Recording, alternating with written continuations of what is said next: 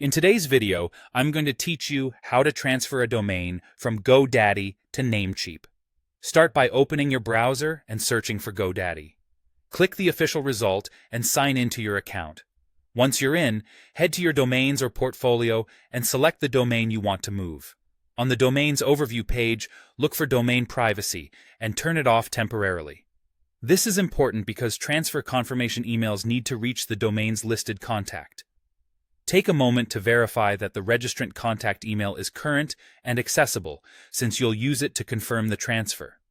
Next, find the Transfer or Additional Settings section. Turn off the domain lock, then choose Transfer to another registrar. A new page will open. Click Continue to proceed. You'll see an option to reveal your authorization code, also called the EPP code. Click to display it, copy it, and keep it somewhere safe. Don't share this code publicly. It's the key to moving your domain. Now open a new tab and search for Namecheap.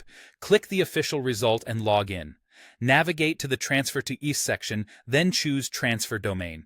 Paste the domain you're moving from GoDaddy and start the transfer. When prompted, enter the authorization code you copied earlier. Continue through checkout to purchase the transfer. The price typically includes a 1-year renewal, so your expiration date will extend by a year.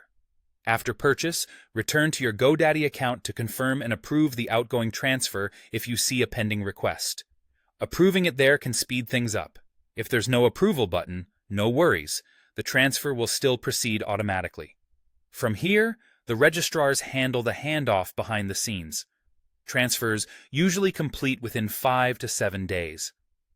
During this period, your website and email should remain online, but it's best not to change DNS or contact details until the move is finished. You can keep an eye on progress in your GoDaddy dashboard and on Namecheap's transfer status page.